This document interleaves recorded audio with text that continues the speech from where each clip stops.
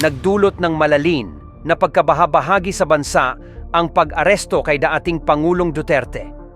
Ito ang binigyang diin ni Senador Amy Marcos sa gitna ng usapin at kilos protesta matapos isuko ng mga otoridad si former President Duterte sa International Criminal Court of ICC.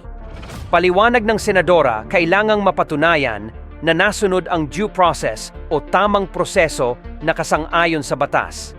Dapat din aniyang matiyak hindi lang nasunod kundi naprotektahan ang legal na karapatan ni FPRRD, lalo na't sangkot dito ang Interpol at ang ICC. Bunsod nito bilang chairperson ng Senate Committee on Foreign Relations, nanawagan ang senadora para sa urgent investigation o agarang investigasyon sa pag-aresto sa dating Pangulo.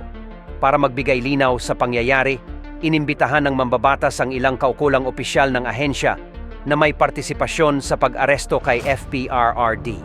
Kabilang na dito ang mga opisyal ng PNP, Office of Transportation Security sa ilalim ng Department of Transportation at Department of Justice o DOJ.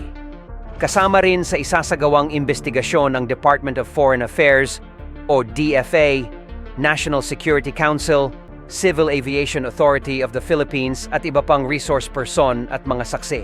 Ayon kay Senator Amy, dapat tugunan ng Senado ang mga kritikal na issue na ito upang matiyak ang jurisdiksyon ng bansa. Gayon din ang paglilinaw sa mga pulisya na ikinaiiral sa mga law enforcement agency at mga pakikipagsunduan o pangako sa mga international tribunal ng mga ito. Dagdag pa ng senador, mahalaga sa lahat ng proseso ang legal na proseso.